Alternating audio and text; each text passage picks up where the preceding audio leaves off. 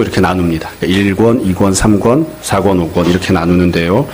그 중에 첫 번째 1권이 41편까지입니다. 우리가 오늘 40편을 보잖아요. 다음 주까지 보면 시편의 제일 첫 번째 권인 1권까지 내용을 우리가 다 보게 됩니다.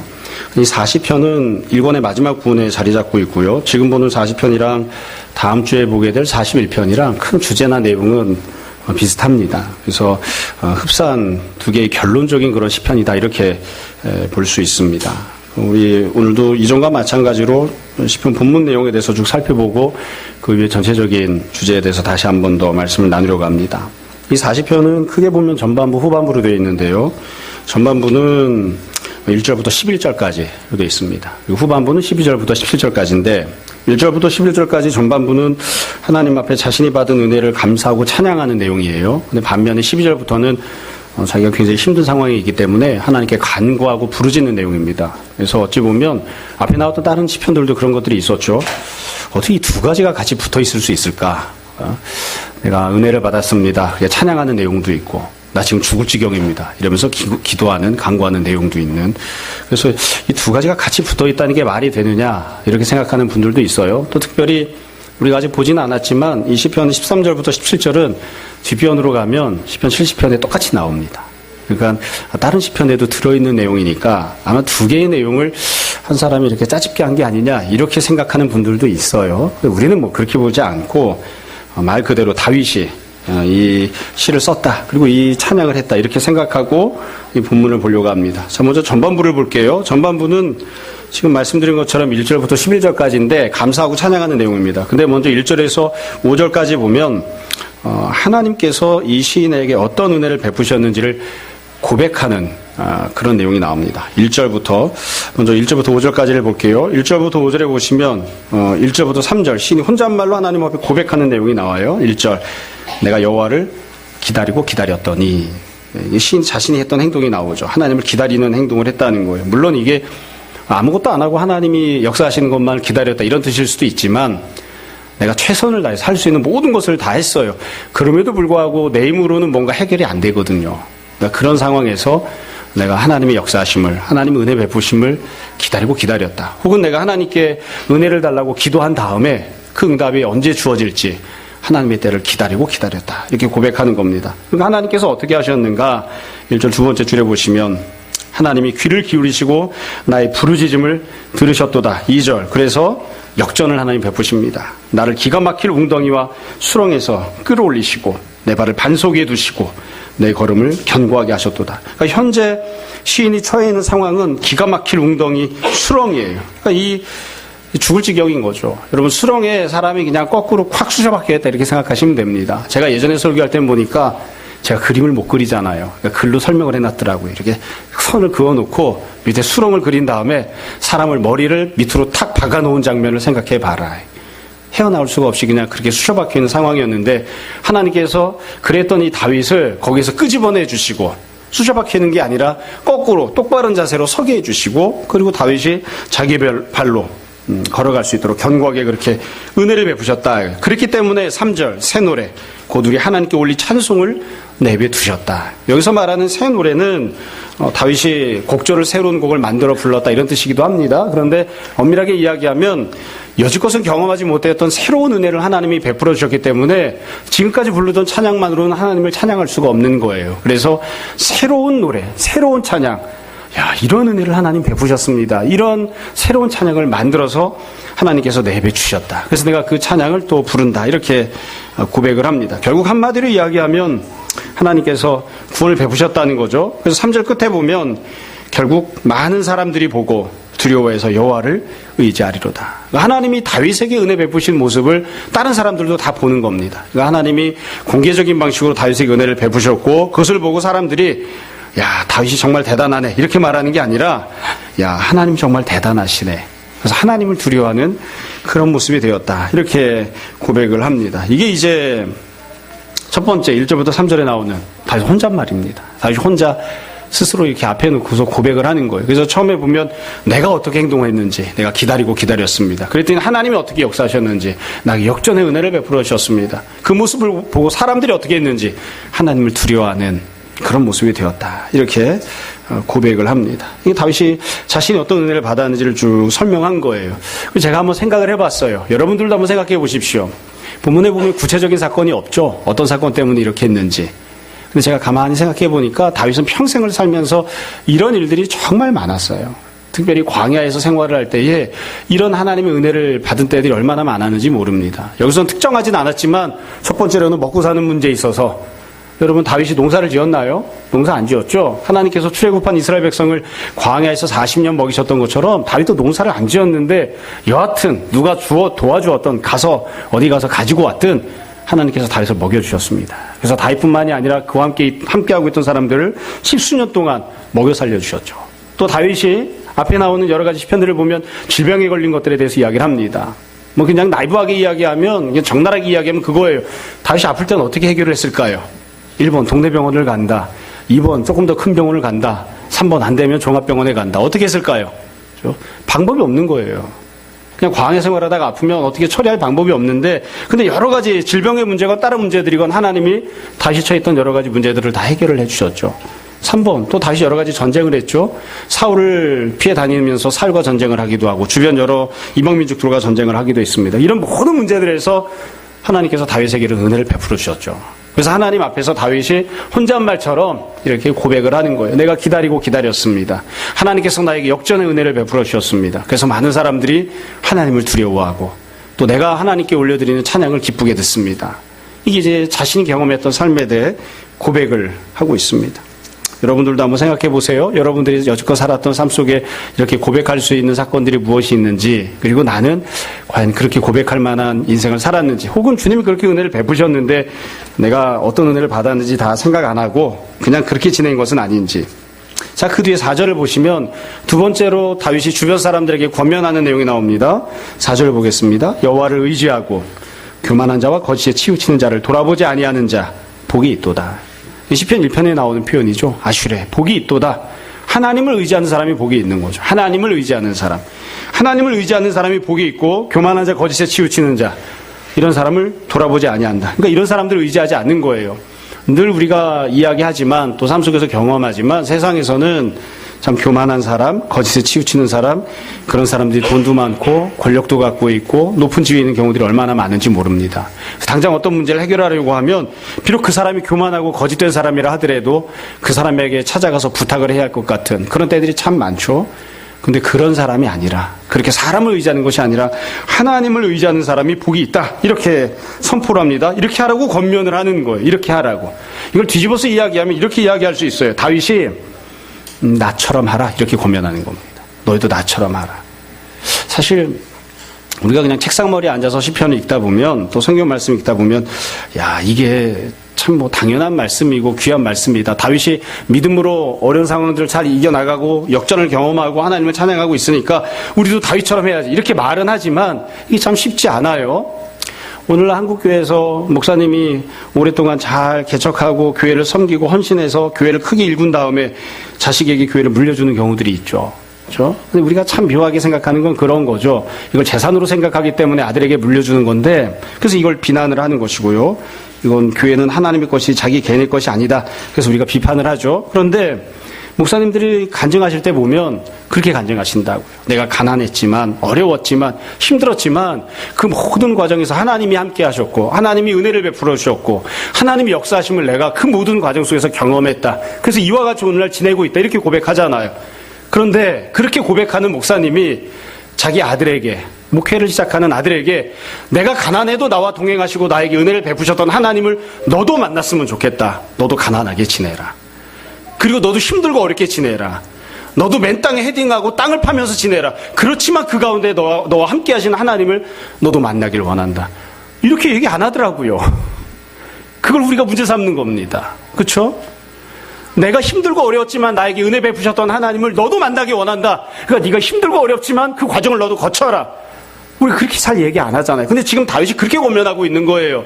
내가 하나님을 의지하고 하나님을 바라보고 하나님의 방법을 선택했습니다. 그 결과 하나님이 역전하시는 은혜를 베풀어 주셨습니다. 내 주변에 있는 많은 사람들에게 다윗이 권면합니다. 너희도 여호와를 경외하라.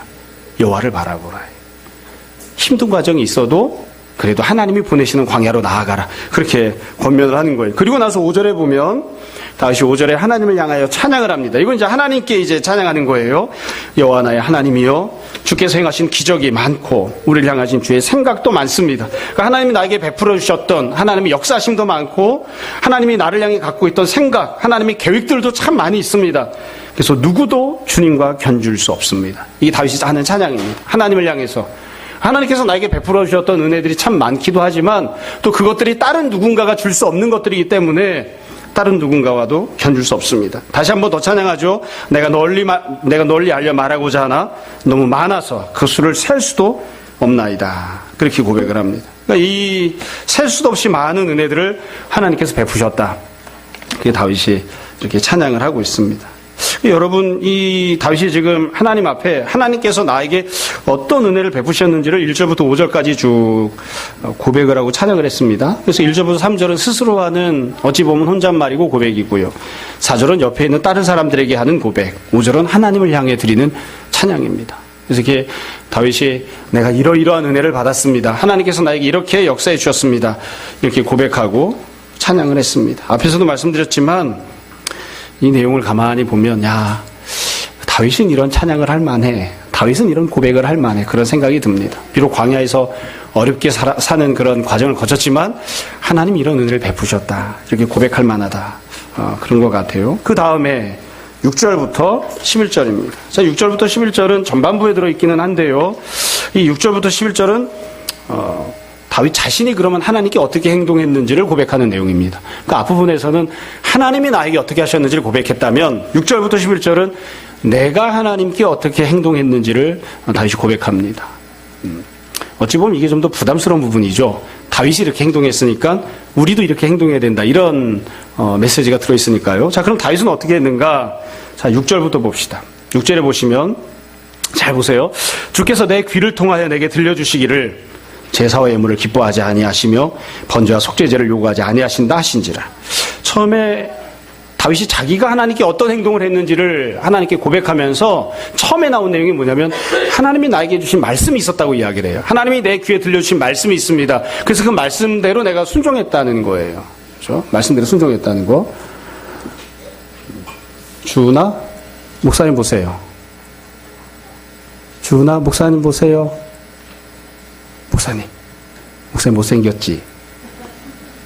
자세히 보면 이뻐요. 주은이 목사님 열심히 쳐다보세요.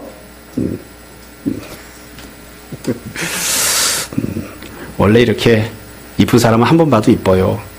안 이쁜 사람은 자세히 봐야 이뻐요. 자세히 보세요. 자, 6절에 보면 하나님이 나에게 말씀을 들려주셨다고 이야기를 해요. 그러니까 자기가 하나님께 어떻게 했는지를 설명하면서 제일 중요한 첫 번째는 하나님이 나에게 주신 말씀, 하나님이 나에게 알려주신 하나님의 뜻이 있고 그대로 순종했다고 이야기를 하는 거예요. 그럼 하나님이 뭐라고 말씀하셨는가? 6절을 우리가 잘 봐야 됩니다. 내게 말씀하시기를 나는 제사와 예물을 기뻐하지 않는다. 나는 번제와 속죄제를 너에게 요구하지 않는다. 이렇게 말씀하셨다는 거예요. 여러분, 이 부분을 우리가 잘 이해를 해야 됩니다. 어떤 분들은 하나님이 제사 예물을 기뻐하지 않으셔, 번제와 속죄제를 요구하지 않으셔, 이런 것들을 자기가 보고 싶어하는 대로 보는 경우들이 있어요. 가령 이런 거예요. 아마 여러분들도 주변에 좀 개혁적이거나 본질을 추구하는 그런 목회자 혹은 그런 생각들을 갖고 있는 성도들을 보면 하나님이 겉으로 드러나는 번제나 제사 이런 거 중요하게 생각하시는 게 아니다. 하나님께서는 본질을, 한 사람의 진실한 마음 이런 걸 중요하게 여기신다. 그 내용이 여기 들어있지 않느냐. 이렇게 이야기할 수도 있어요. 그렇게 본문을 이해하려고 하는 경우들이 많이 있습니다. 제 주변에도 그런 얘기를 많이 들어봤거든요. 근데 제가 곰곰이 생각을 해봤어요. 정말 그런가? 그러면 하나님이 제사 예물을 기뻐하지 않으시나요? 진짜로? 하나님 제사 예물을 기뻐하십니다. 우리 제사와 예물을 드려야 됩니다. 하나님께서 번제와 속죄제를 요구하지 않으시나요? 하나님 번제와 속죄제 하나님이 만드셨습니다. 하나님이 요구하십니다. 그럼 왜 이런 얘기를 하셨을까요? 왜 이런 얘기를 하셨을까요? 둘 중에 하나예요. 구약 성경을 보시면 이스라엘 백성들이 하나님 뜻대로 순종하지 않고 제멋대로 살 때 그러면서도 번제와 속죄제를 드리고 이 제사는 드려 나왔거든요. 그러니까 하나님께서 그럴 때 말씀하셨어요. 다 치워버려라. 니네가 내 말대로 순종하지 않고 내 뜻대로 살지 않고 지 멋대로 살아가면서 번제 드리고 제사 드리고 그러면서 내가 종교적 의무를 다했으니까 나는 하나님의 백성이라고 주장하는 그따위 생각 치워버려라. 그런 생각을 너희가 못 갖게 하기 위해서 번제와 제사 이런 거 다 치워버렸으면 좋겠다. 이렇게 말씀하시는 때예요. 그럼 지금 그런 의미일까요? 다윗에게? 하나님께서 다윗에게 내가 번제와 내가 속죄제를 요구하지 않는다. 난 제사를 기뻐하지 않아. 이렇게 말씀하시는 게 이 다윗이 엉망진창으로 살면서 제사만 드리고 있기 때문에 그런 걸까요? 아닙니다. 이 두 번째 경우입니다. 두 번째 경우는 무엇이냐면 다윗의 현실과 관련된 그런 말씀이에요. 여러분 다윗을 생각해 보세요. 다윗이 지금 하나님께 기름 부음을 받았죠. 자기는 기름 부음 받기를 원하지 않았어요. 근데 하나님이 찾아오셔서 기름을 부어주셨잖아요. 내가 받고 싶어 했지 않았지만 하나님이 직분을 주셨다고요. 그것 때문에 결과 어떻게 되었느냐면 광야로 쫓겨났다고요. 그 결과 광야로 도망가게 된 겁니다. 광야에서는 어떻게 제사를 드릴까요? 광야에서 어떻게 제사 드립니까? 다윗은 제사장이 아니죠. 그렇기 때문에 다윗이 아무리 하나님을 사랑하는 마음이 있어도 자기 손으로 제사 못 드립니다. 그럼 광야에서는 어떻게 제사를 드릴까요? 못 드립니다. 내가 하나님께서 직분을 주셨기 때문에 광야로 쫓겨났는데 광야에서 내가 번제를 드리고 싶어요. 예물을 드리고 싶어요. 내가 하나님께 11조를 드리고 싶어요. 어떻게 드릴 수 있습니까? 못 드린다고요. 드릴 방법이 없어요. 다윗이 하나님을 찾아 나가기를 원합니다. 그럼 어디로 가야 되죠? 구약시대 때는 하나님을 만나려면 어디로 가야 됩니까? 성전으로 가야죠. 다윗 성전 못 갑니다. 다윗이 지금 살고 있는 곳이 어디라고요? 광야입니다. 어떻게 성전을 갑니까? 성전 못 갑니다. 성전에 가야 하나님을 만날 수 있고 성전에 가야 하나님께 제사를 드릴 수 있는데 다윗이 지금 처해 있는 현실은 그게 아니에요. 어떤 분들은 그렇게 이야기할지도 몰라요. 몰래 성전에 가서 제사 드리고 오면 되는 거 아닙니까? 예전에 한번 말씀을 나눈 적이 있어요. 사무엘상 21장에 보면 다윗이 도피 생활을 처음 시작하던 장면이 나옵니다. 그때 놉 땅에 아히멜렉이라고 하는 제사장이 있었습니다. 이젠 다윗이 광야 생활을 시작한 것도 아니에요. 광야로 들어가는 처음에 그 제사장을 찾아가서 다윗이 너무 갖고 있는 게 없으니까 오늘 당장 먹을 양식을 좀 나한테 달라. 내가 아무것도 무기를 못 챙겨왔으니까 칼을 좀 달라. 그래서 하나님께만 바쳐졌던 제사장만 먹을 수 있는 진설병을 아히멜렉이 줍니다. 그리고 골리앗이 갖고 있던 칼을, 다윗이 죽였던 골리앗의 칼을 아히멜렉이 다윗에게 줍니다. 근데 이 장면을 불행하게도 본 사람이 있었죠. 도액이라고 하는 못된 먹은 놈이 봤어요. 그리고 이 사람이 어떻게 했냐면 도액이 사울에게 가서 일러 바쳤죠. 놉 땅의 제사장 아히멜렉이라고 하는 놈이 있는데 그 놈이 다윗한테 먹을 것도 주고 칼도 줬습니다. 이렇게 일러 바칩니다. 그러니까 사울이 어떻게 했죠? 여러분 아마 그 뒷본문은 제가 말씀드리지 않았기 때문에 아시는 분만 아실 거예요. 그래서 사울이 노해가지고 사람들을 보내서 군인들을 보내서 아히멜렉을 죽이라고 합니다. 그러니까 이 사울의 군인들이 겁을 내는 거예요. 제사장을 죽이는 걸 겁을 내는 거예요. 발발발 떨고 있어요. 그러니까 도액이라고 하는 사람이 나서서 내가 가서 하겠습니다 하고는 가서 놉 땅에 있었던 제사장 85명을 죽였습니다. 뭐 일제시대랑 비슷해요. 가서 85명을 죽이고 그 85명을 죽인 것만으로 성에 차지 않아서 남녀와 거기에 있는 어린 아이들과 소와 양떼들 다 죽였습니다. 그러니까 다윗이 와서 제사를 드리니까 사실은 다윗에게 조금 도움을 주니까 어떻게 됐다고요? 제사장들을 싹 전멸시켜 버린 거예요. 죽여버린 거예요. 그 지역을 싹 그냥 없애버리는 거죠. 이게 현실이었어요. 그 다윗이 광야에서 지금 도피 생활하고 있는데 하나님을 만나겠다고 하나님께 제사를 드리겠다고 나는 너무나 하나님께 11조를 드리고 싶습니다. 예물을 드리고 싶습니다. 그래서 그걸 들고 하나님 앞에 나오면 성전에 나오면 어떻게 되나요? 제사장 다 죽습니다. 실제로 제사장들이 잘 받으려고 안 했을 거예요. 받았는지 어쨌는지 모르겠습니다. 그러니까 다윗은 현재 현실이 어떠하냐면 하나님을 아무리 섬기고 싶어도 하나님을 섬길 수 없는 그런 상황이에요. 그러니까 하나님이 다윗에게 광야에 있는 다윗에게 말씀하시는 거예요. 나는 제사를 원하지 않아. 나는 예물을 원하지 않아. 네가 나한테 속죄제, 번제 드리지 않아도 돼. 하나님께서 그렇게 다윗에게 말씀을 해주신 거예요. 그러니까 그 말씀을 다윗이 지금 듣고 있는 거죠. 그러니까 우리가 이 상황을 잘 이해를 해야 됩니다. 하나님께서 우리에게 너 예물 그거 본질이 아니야. 껍데기가 뭐가 중요하니. 제사 그거 본질이 아니야. 껍데기가 뭐가 중요하니. 이렇게 말씀하고 있는 게 아니에요. 여러분 사실은 우리가 현실 속에서도 이런 경우를 많이 봅니다. 요즘 이제 일본과의 관계 때문에 이야기가 많이 되고 있지만 일제시대 때 신사참배 문제가 있었죠. 신사참배를 해야만 했습니다. 학교에서도 신사참배를 하겠습니다. 신사참배를 해야 수업을 시작해요. 주일날 예배를 드리려고 하면 예배당 안에다 신사를 갖다 놓고 그 신사 참배를 해야만 예배를 드릴 수 있게 되었어요. 그래가지고 많은 목사님들이 솔직히 이야기하면 소수의 목사님들이 그리고 소수의 성도들이 신사 참배를 거부했죠. 신사 참배를 거부했던 사람들은 믿음의 길을 선택했잖아요. 그 결과 어떻게 되었죠? 그들은 다 끌려가서 감옥에 들어갔다고요. 광야에 들어간 게 아니라 감옥에 들어갔다고요. 그럼 그렇게 감옥에 끌려 들어간 사람들은 주일 예배를 드릴 수 있었을까요? 천만에요. 주일 예배를 못 드렸어요. 감옥에 끌려가 있는데 어떻게 예배를 드립니까? 그 사람들은 주일날 뭐 했을까요? 고문을 당했습니다. 신사참배를 하지 않겠다고 하나님 뜻대로 살겠다고 했던 사람들은 어떻게 되었냐면 예배드릴 수 있는 자유를 박탈당한 거예요. 하나님께 예물을 드릴 수 있는 그런 기회도 박탈당한 거예요. 다윗도 지금 마찬가지예요. 하나님께서 다윗에게 기름을 부으셨잖아요. 하나님이 다윗을 광야로 보내셨잖아요. 그 결과 다윗이 어떻게 되었냐면 하나님 앞에 나아갈 수가 없는 거예요. 제물을 드릴 수도 없고 제사를 드릴 수도 없는 그런 지경이 된 겁니다. 그러니까 하나님이 다윗에게 말씀하세요. 난 제사를 기뻐하지 않는다. 번제 드리지 않아도 돼. 하나님 그렇게 다윗에게 말씀을 해주신 겁니다. 참 이게 묘하죠. 하나님 뜻대로 순종하는 그 길을 선택했습니다. 그랬더니 현실에서는 어떻게 해야 됩니까? 하나님께 더 가까이 나아갈 수 없는, 하나님을 섬길 수 있는 기회가 박탈되는 겁니다.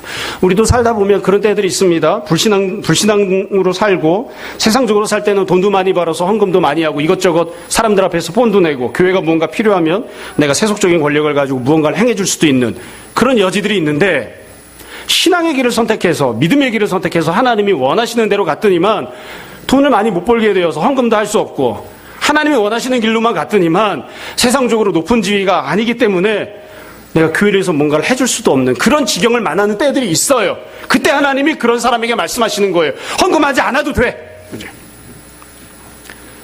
교회 무언가 세상적으로 필요한 일이 있을 때 네가 세상적인 도움을 주지 않아도 돼. 그런 거 하지 않아도 돼. 그렇게 하나님이 말씀해 주신 거예요. 그러니까 다윗이 이런 말씀을 들었습니다. 그런 거 얽매이지 않아도 되는데 이렇게 말씀하신 걸 들었어요. 그리고 나서 다윗이 자기가 어떻게 했는지를 이야기해요. 7절. 그때 내가 말하기를 내가 왔습니다. 나를 가리켜 기록한 것이 두루마리 책에 있습니다. 다윗이 하나님께 이렇게 고백하는 거예요. 내가 어떻게 행동했느냐. 다윗은 다시 말씀드리지만 성전에 나가지 않았습니다. 제사도 못 드렸습니다. 예물도 못 드렸습니다. 그러나 다윗이 하나님 앞에 고백한다고요. 주님, 제가 비록 성전에 나가지 못했지만, 제가 비록 예물을 들고 나가지 못했지만, 제가 비록 제사 드리지는 못했지만 이 빈들, 이 광야에서 제가 지금 주님 앞에 서 있습니다. 제가 지금 주님 앞에 나왔습니다. 주님께서 기뻐하시는 것은 예물이 아니라 바로 내 자신이 하나님 앞에 나오는 것임을 제가 주님 앞에 고백합니다. 그리고 내가 나 자신을 주님 앞에 세웠습니다. 지금 이렇게 고백하는 거예요. 사실 7절 마지막에 보면 우리가 이해할 수 없는 표현이 하나 있어요. 나를 가리켜 기록한 것이 두루마리 책에 있나이다. 여기서 말하는 두루마리 책은 구약성경이거든요. 구약성경 처음부터 끝까지 아무리 읽어봐도 다윗을 향해 기록한 내용 한 가지도 없습니다. 여기서 말하고 있는 두루마리 책은 도대체 뭘까? 합리적으로 논리적으로 설명하면 이렇게 설명할 수 있어요. 비록 내가 성전에 나가지 못했지만, 예물이 없지만, 제사를 못 드렸지만, 그러니까 구약 성경에 기록하고 있는 구약의 두루마리 기록된 대로는 내가 하나님을 지금 섬기지 못하고 있는 모습이지만, 하나님 보좌 앞에 두루마리가 있고, 그 하나님 보좌 앞에 있는 두루마리에 써 있는 대로, 하나님이 원하시는 대로, 하나님 말씀대로 내가 하나님 앞에 나왔습니다. 세상 사람들이 보면 내가 율법 지키지 않는 사람, 하나님 섬기지 않는 사람처럼 보이지만, 그러나 내가 하나님의 뜻대로 하나님을 섬기는 자로 주님 앞에 서 있습니다. 그렇게 고백하는 거예요. 두 번째로 자기가 어떻게 했는지를 고백합니다. 8절.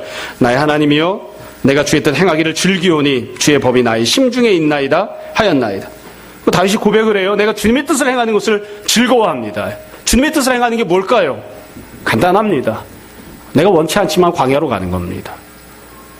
그냥 조금 구부리고 숙이고 그냥 이스라엘 땅 안에서 성전에 나가서 제사 드리고 찬양하고 그럴듯하게 지내면 그게 더 좋을지도 모르겠어요. 인간적으로는 그걸 더 선할지도 모르겠어요. 그러나 그게 아니라 하나님이 원하시는 대로, 하나님이 원하시는 대로, 때로는 내 마음에 답답함이 있어도 광야로 나아가서 그곳에서 안식일을 지키고, 광야로 나아가서 그곳에서 하나님 앞에 서는, 내가 하나님의 뜻 행하는 것을 즐거워합니다. 주님의 법이 나의 심중에 있습니다. 이게 다윗이 고백한 두 번째 고백이에요.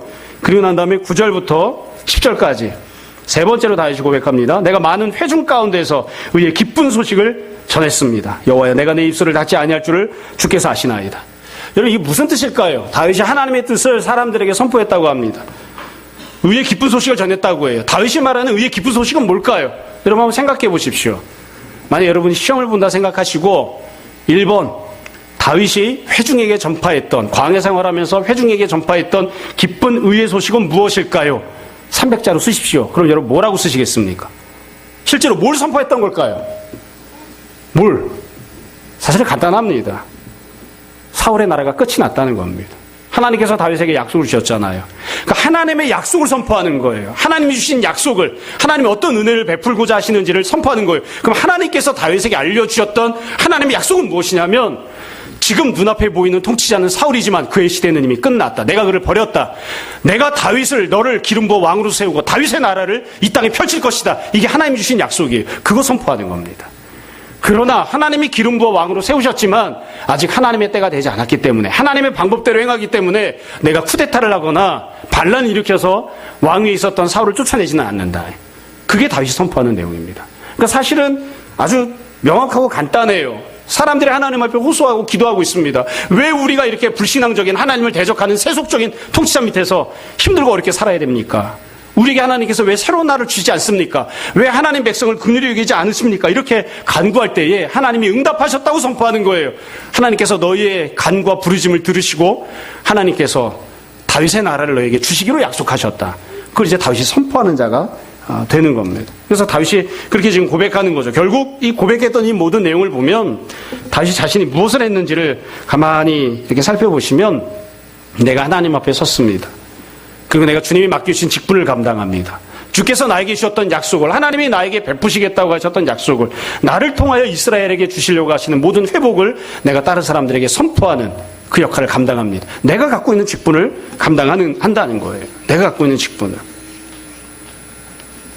하나님께서는 항상 더 좋은 나라를 주시겠다고 하시죠. 다윗이 선포하는 이 선포는 우리식으로 요즘 이야기하면 일제시대로 돌아가자, 박정희시대로 돌아가자, 그게 아니라 더 좋은 나라로 가자는 겁니다. 더 좋은 나라. 하나님의 공의와 하나님의 사랑이 더 풍성하게 성취가 되어지는 그 나라를 하나님이 우리에게 주신다는 그 선포를 하는 것입니다.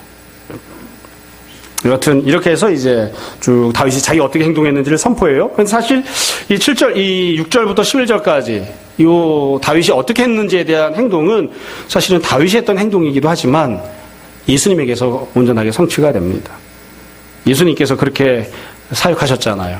예수님께서 이 땅에 오셨을 때에 번제로, 속죄제로, 제사 예물로 그런 거 다 치워버리고 예수 그리스도께서 온전한 제물이 되어주심으로 주님께서는 광야보다 더 험악한 이 세상 가운데 오셔서 육신을 입고 이 땅에 내려오셔서 하나님 뜻대로 순종하는, 하나님을 기쁘시게 하는 그 모습으로 사역을 하는, 그리고 온 우리 가운데 하나님의 나라가 임하는 것을 선포하시는, 그래서 예수님께서 사실은 이 모든 것들을 완전하게 다 성취를 하셨습니다. 자, 그 뒤에 후반부로 넘어가겠습니다. 12절부터입니다. 12절부터 보시면 앞부분에 제가 처음에 말씀드린 것처럼 간구하는 내용이 나옵니다. 12절부터는 다윗이 현재 어떤 상황에 처했는지, 좋지 않은 상황에 대해서 이야기를 해요. 12절 보세요. 수많은 재앙이 나를 둘러싸고 있습니다. 재앙이 한두 가지가 아니고 수많은 재앙이 앞뒤에만 있는 게 아니라 앞, 뒤, 왼쪽, 오른쪽, 위, 아래까지 싹 다 나를 둘러싸고 있는 힘들고 어려운 상황이죠. 여기에 대해서 다윗이 뭐라고 고백하냐면 나의 죄악이 나를 덮침으로 우러러볼 수가 없으며 죄가 나의 머리털보다 많습니다. 나의 죄악이 머리털보다 많다고 고백해요. 그래서 그 결과 현실 속에서 내가 낙심하였습니다. 지금 다윗이 현재 있는 현실은 어떠하냐면 재앙, 죄악, 낙심이 가득한 상황입니다. 재앙과 죄악과 낙심이 가득한 상황. 이건 앞에 나왔던 상황과 너무 다르죠. 다윗이 혼잣말로 고백하면서 내가 수렁에 빠져 있었지만 하나님 나를 건져주셨습니다 했는데 지금 뭐라고 고백하냐면 재앙도 죄악도 낙심도 이런 상황 속에서 내가 가득 들어있는 상황 속에 처해 있습니다. 지금 그렇게 이야기하는 거예요. 그러니까 참 묘해요. 어떤 게 진짜일까요? 1절부터 3절이 진짜입니까? 지금 12절이 진짜입니까? 그래서 이게 고민을 하는 거죠. 논리적으로 이거를 하나로 딱 만들어서 합리적으로 설명이 돼야만 이 속이 후련하신 분들은 여기서 넘어가지 못하는 경우들이 있어요. 여하튼 현재 상황에 대해서 고백을 한 다음에 13절 다시 하나님 앞에 간구합니다. 여호와여 은총을 베푸사 나를 구원하소서. 여호와여 속히 나를 도우소서. 그러니까 다윗이 하나님께 구하는 건 두 가지예요. 하나는 은총을 베풀어 달라, 은혜를 베풀어 달라. 두 번째는 빨리 도와달라, 속히 나를 도우소서. 어떤 거를 베풀어 달라고 하는지, 언제 베풀어 달라고 하는지를 기도합니다. 하나님 나에게 은혜를 베풀어 주십시오. 지금 당장 베풀어 주십시오. 이렇게 지금 당장 속히라고 이야기하는 이유는 지금 당장 두게 생겼거든요. 지금 당장 구원을 베풀어 달라고 고백을 합니다. 그리고 나서 14절부터 16절까지를 보시면 사람들과 관련된 그런 간구가 나옵니다. 처음에는 14절 좋지 않은 사람들이요, 다윗에게 해를 끼치는 사람, 내 생명을 찾아 멸하려 하는 자가 있습니다. 수치와 낭패를 당하게 하시며, 두 번째로 나의 해를 기뻐하는 자가 있습니다. 다 물러가 욕을 당하게 하소서. 세 번째로 나를 향하여 하하하하며 조소하는 자들이 있습니다. 자기 수치로 말미암아 놀라게 하소서.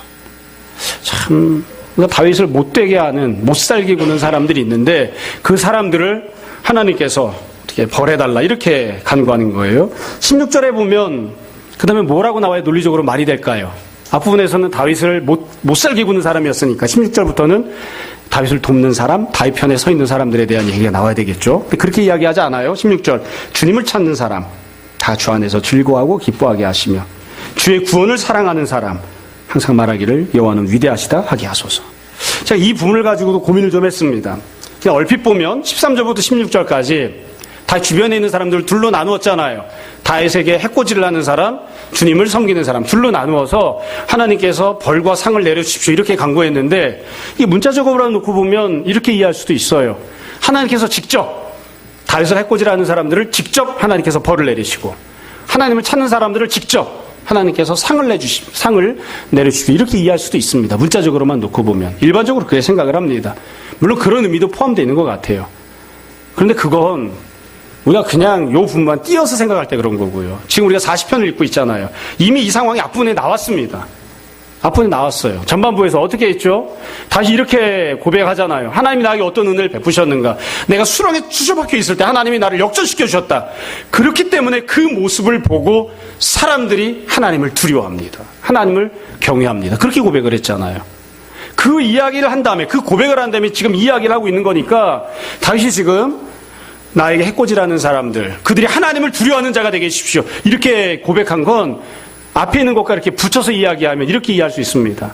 하나님께서 그들에게 직접 벌을 내려주십시오. 이런 뜻이 아니라 나에게 구원을 좀 베풀어 주십시오.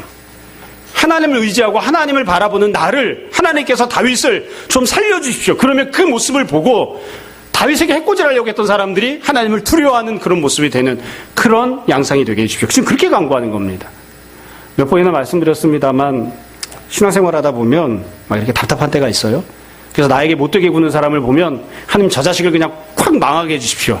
이렇게 기도하고 싶은 때들이 있죠. 근데 지금 다윗은 그렇게 기도하고 있는 건 아닙니다. 하나님 내가 지금 곤궁합니다. 내가 가난합니다. 내가 힘이 듭니다. 그럼에도 불구하고 내가 믿음을 지키고 살려고 하고 있습니다. 나를 좀 불쌍히 여겨주십시오. 나에게 은혜를 베풀어 주십시오. 그래서 하나님이 나에게 은혜 베푸시는 모습을 보고 나를 해코지를 하려고 하던 사람들이 하나님이 살아계심을 배우게 해주십시오. 지금 그렇게 간구하고 있는 겁니다. 그러니까 결국 13절부터 16절까지 내용을 다르게 표현하면 이렇게 이야기할 수 있어요. 전반부에 베푸셨던 그 은혜를 지금도 나에게 베풀어 주십시오. 어제 과거에 나에게 베푸셨던 은혜를 오늘 미래, 오늘과 내일, 현재와 미래까지도 나에게 베풀어 주십시오. 그래서 하나님께서 나를 사랑하시고 하나님께서 나에게 은혜 베푸시는 모습 때문에 주변 많은 사람들이 하나님이 살아계심을 배우도록 그렇게 해주십시오. 지금 그렇게 간구하는 겁니다. 그리고 나서 다윗이 17절에 보면 마지막으로 이렇게 간구하죠. 17절. 간구 안에 들어있는 내용이기 때문에 슬픈 그런 간구이기도 하지만 항상 읽을 때마다 좀 마음이 이렇게 좀 쓸쓸합니다. 17절 다시 한번 보세요. 나는 가난하고 궁핍합니다. 다윗이 자기를 설명해요. 나는 가난하고 궁핍합니다. 한번 생각해 봤어요, 저도. 하나님 앞에 고백할 때 난 이렇게 고백할 수 있나. 다윗이 진짜로 가난하거든요. 다윗이 진짜로 궁핍하거든요. 광야에 나아가서 지금 당장 오늘 하루 먹고 살 게 없는 끼니가 간 곳이 없는 상황이거든요. 그러니까 하나님 앞에 고백하는 겁니다. 나는 오늘 먹을 게 없습니다. 나는 가난합니다. 나는 궁핍합니다. 여러분 그럼 그 다음에 하나님께 뭐라고 말해야 정상입니까? 하나님은 부자십니다. 이래야 되겠죠? 근데 다시 이렇게 이야기해요. 주님, 나를 생각해 주십시오. 주님은 나를 생각하십니다. 여지껏 나를 생각해 주셨는데 주님께서 나를 생각해 주십시오. 이게 다윗이 간구하는 내용이에요. 나는 가난합니다. 나는 궁핍합니다. 나는 힘이 없습니다. 지금 오늘 당장 죽을 지경입니다. 주님 나를 생각해 주십시오. 이 나를 생각해 달라고 하는 간구는 모든 천부를 그냥 주님께 맡긴 거예요. 잘 보시면 언제 어떤 방식으로 나의 가난과 궁핍을 해결해 달라는 구체적인 간구 내용이 없어요. 그건 주님의 몫으로 맡겨놓은 거예요. 주님 나는 가난합니다. 주님 나는 아픕니다.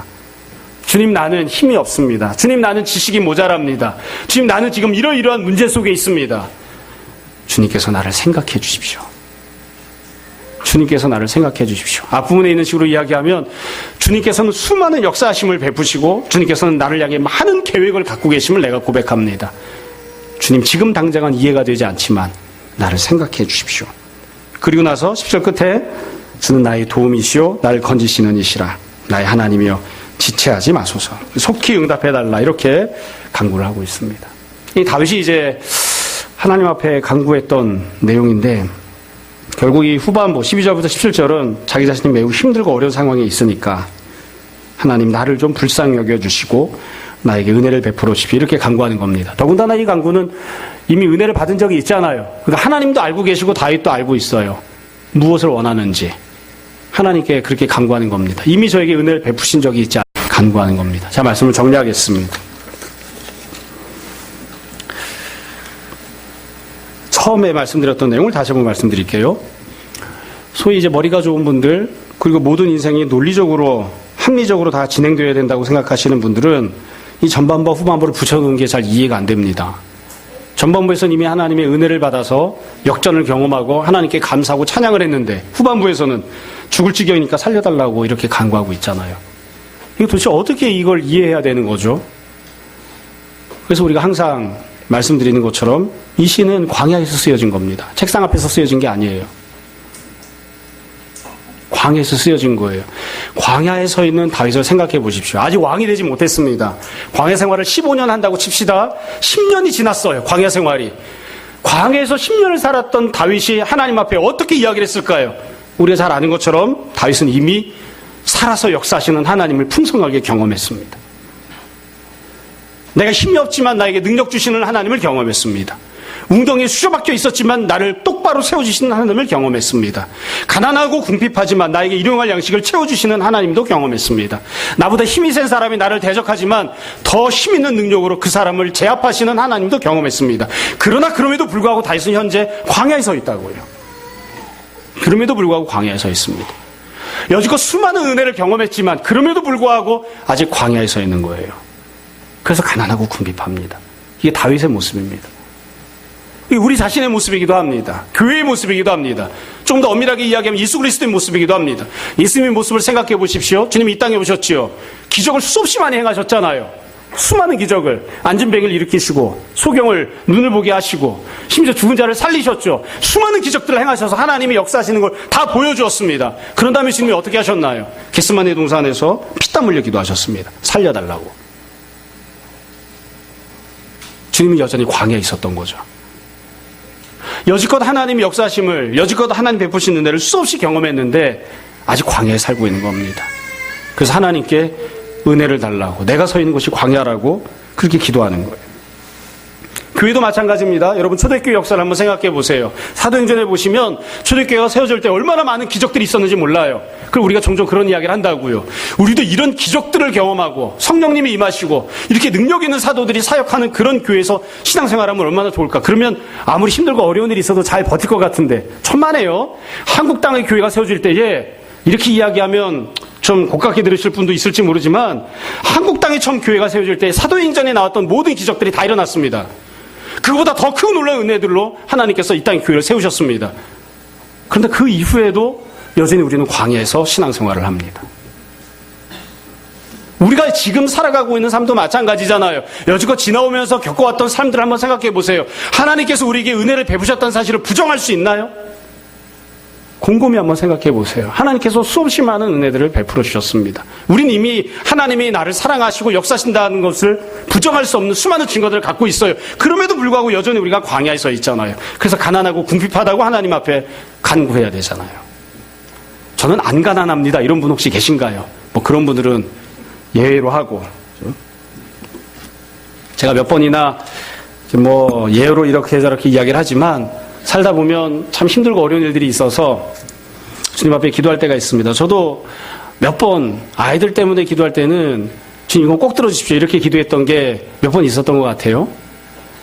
애가 처음에 고3이 돼서 시험을 볼 때 주님 앞에 이렇게 기도를 했습니다. 딴 기도는 다 안 들어주셔도 좋으니까 요번 한 번만 들어주시면 자녀와 관련해서는 더 이상 기도하지 않겠습니다. 예. 주님께서 응답하셨어요. 재수를 하게 됐죠. 재수할 때도 기도했습니다. 주님, 다음번에는 기도하지 않을 테니까 이번 한 번만 붙여주시면 다음번에 내가 붙여달라고 기도 안 하겠습니다.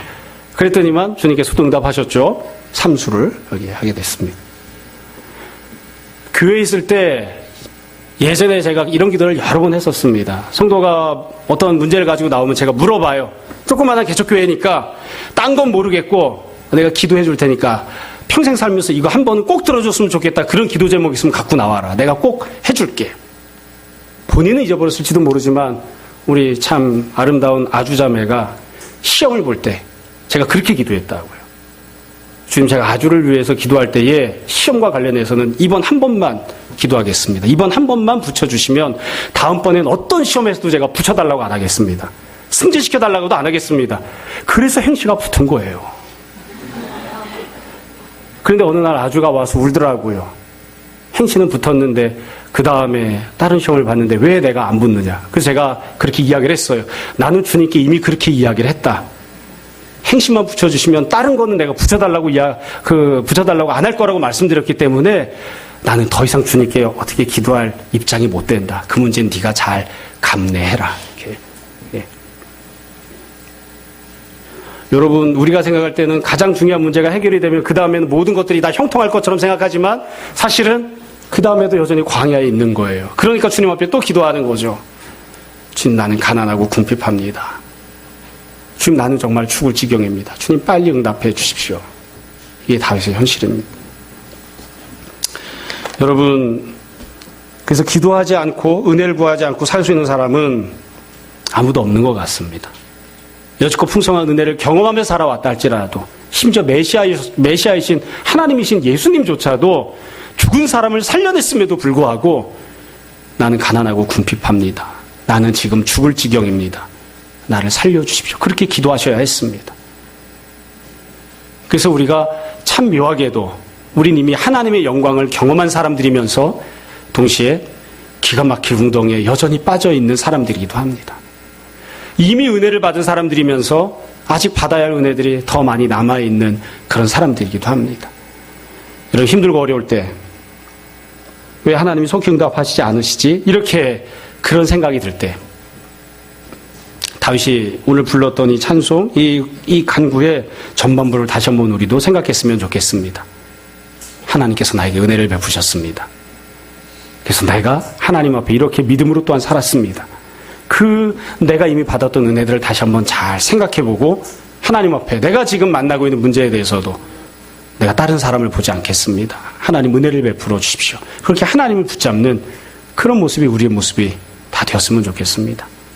여러분, 모쪼록 우리 삶 속에 때때로 어떤 때는 이 시편 40편의 전반부가 많이 차지하고 후반부가 적기도 하고 때때로 어떤 때는 이 시편 40편의 전반부가 아주 조금밖에 없는 것처럼 보이고 후반부가 너무 가득한 것처럼 보이는 그런 때들도 있습니다. 여하튼 우리를 사랑하시고 우리를 향해 많은 계획을 갖고 계시는 그 하나님을 의지하고 늘 주님 앞에 나아가 은혜를 구하는, 나는 가난하다고 또 나는 궁핍하다고 그렇기 때문에 주님이 불쌍히 여겨주셔야 한다고 그렇게 기도하는 우리들이 다 되었으면 합니다. 모쪼록 기도하시고 응답 누리고 은혜 가운데 살아가는 우리 모두가 다 되기를 주님 이름으로 축원합니다. 잠시 기도하겠습니다.